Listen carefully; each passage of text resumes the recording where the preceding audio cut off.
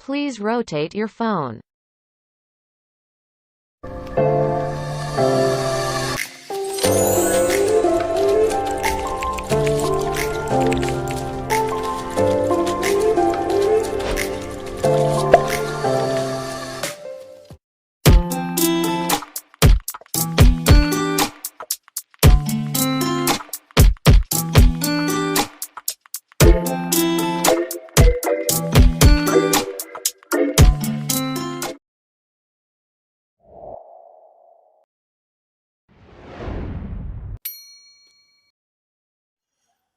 Assalamualaikum warahmatullahi wabarakatuh.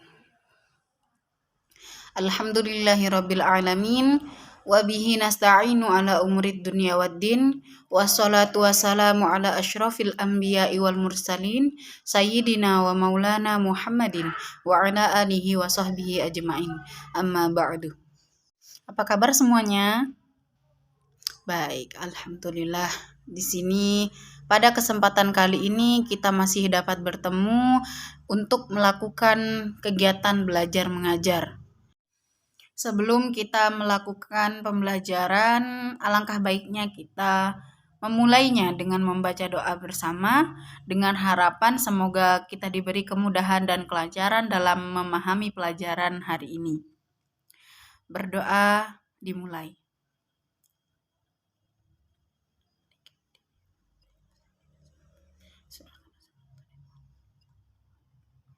Berdoa selesai.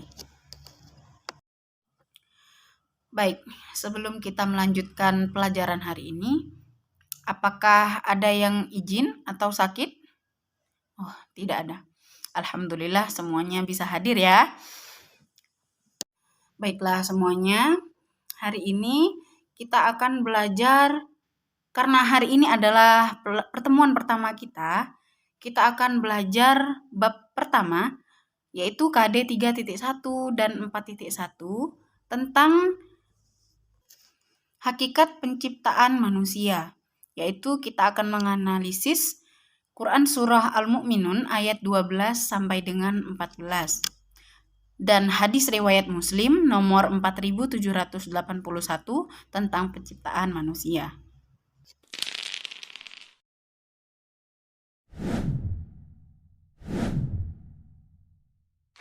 Baik, sebelum pelajaran kita mulai, apakah ada yang tahu siapa sih manusia itu?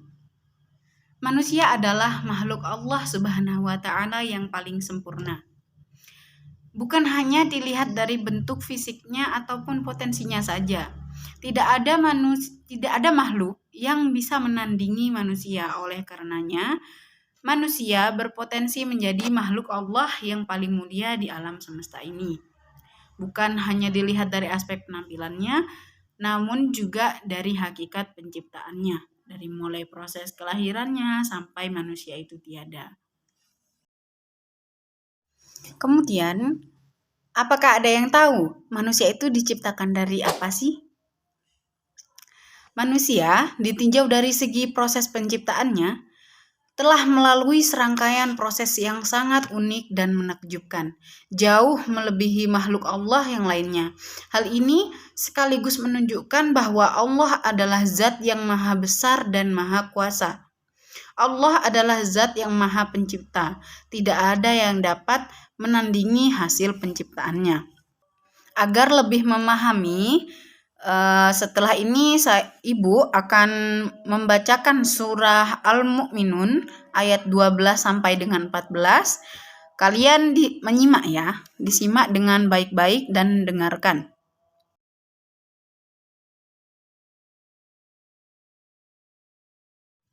A'udzu billahi minasyaitonir rajim. Bismillahirrahmanirrahim. Walaqad khalaqnal insana min sulalatin min tin. Thumma ja'alnahu nutfatan fi qararin makin. ثم خلقنا النطفة علقة فخلقنا العلقة مضغة فخلقنا المضغة فخلقنا المضغة عظاما فكسونا العظام لحما ثم أنشأناه خلقا آخر فتبارك الله أحسن الخالقين.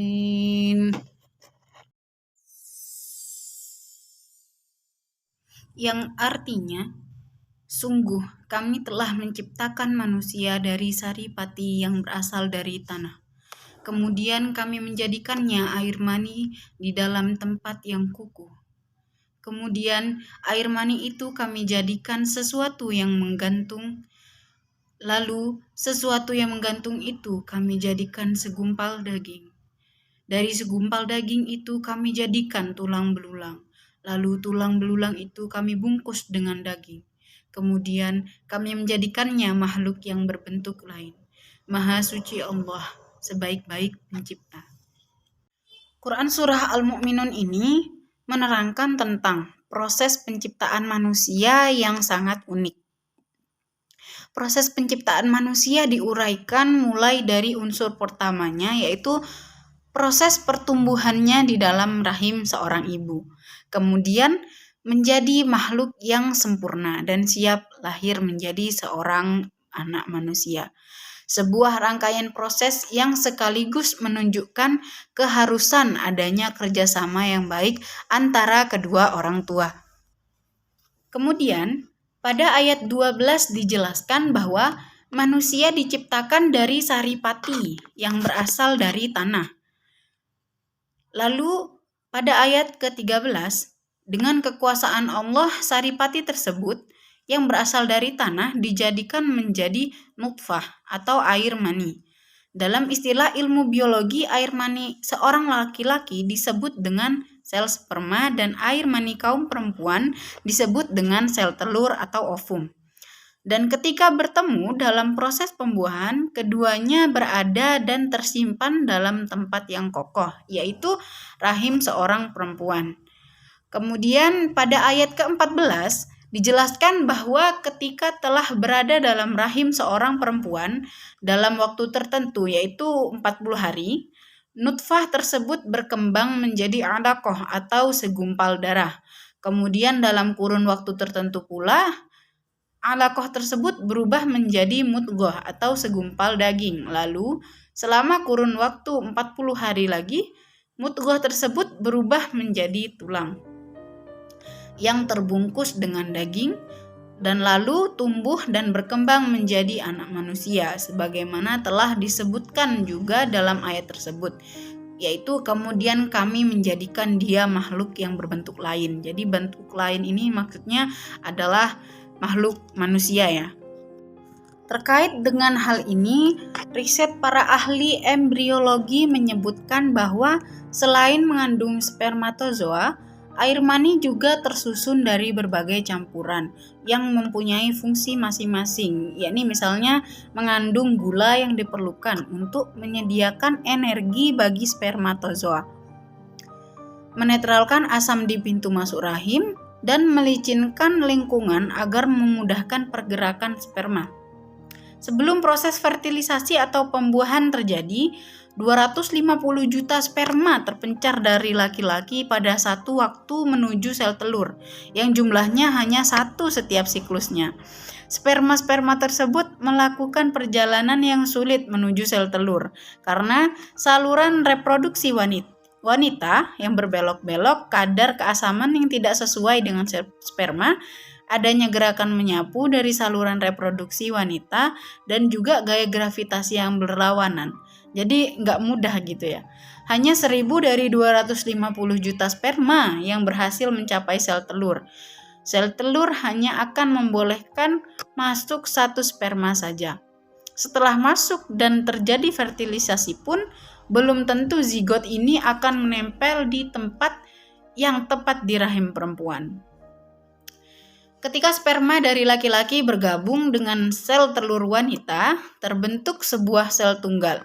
Sel tunggal tersebut akan berkembang biak dengan membelah diri hingga akhirnya menjadi segumpal daging.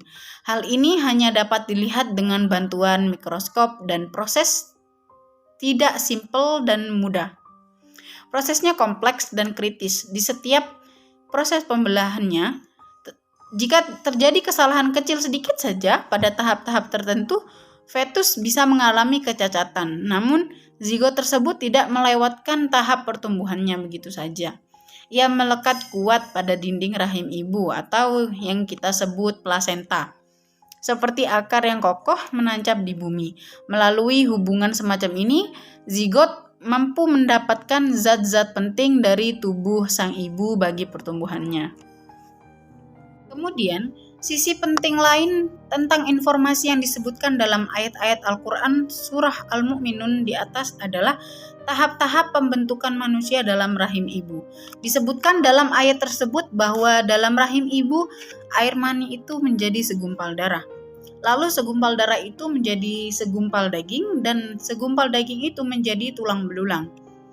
Dari tulang belulang itulah dibungkus dengan daging, kemudian menjadi makhluk yang berbentuk lain atau manusia.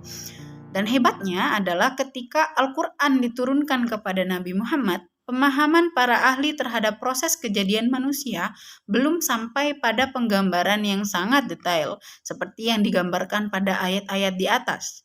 Justru informasi yang dibawa Al-Quran yang dengan tepatnya mampu memberikan gambaran sedemikian detail dan gamblang. Di era perkembangan ilmu pengetahuan dan teknologi, semua yang digambarkan oleh Al-Quran yang kemudian dijelaskan lebih detail oleh Nabi Muhammad, semuanya terbukti benar. Ini menunjukkan ya bahwa Al-Quran itu adalah wahyu Allah yang kandungannya itu benar dan hakiki atau bersifat mutlak dan absolut.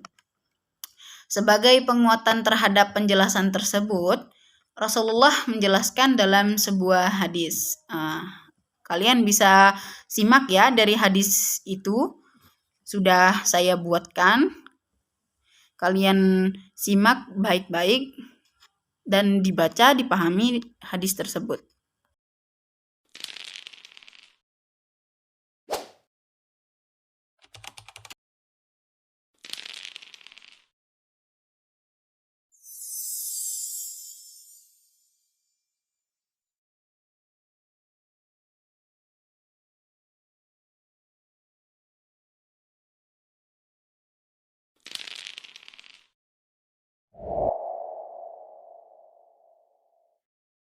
Baik, sampai di sini apakah ada yang ingin ditanyakan atau mungkin belum paham dengan materi hari ini?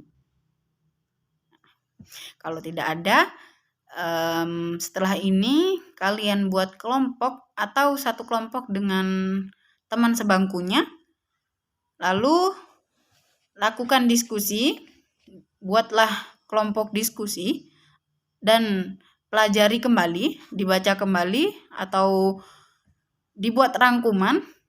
Juga tulis perilaku apa saja yang dapat diterapkan sebagai penghayatan dan pengamalan dari surah Al-Mu'minun ayat 12 sampai 14 tadi.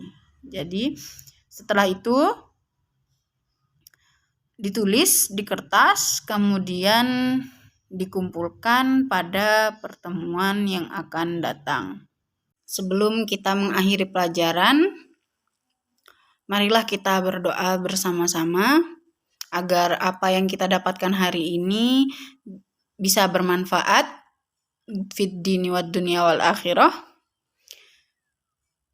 Berdoa dimulai. Berdoa selesai. Wabillahi taufiq wal hidayah. Wassalamualaikum warahmatullahi wabarakatuh.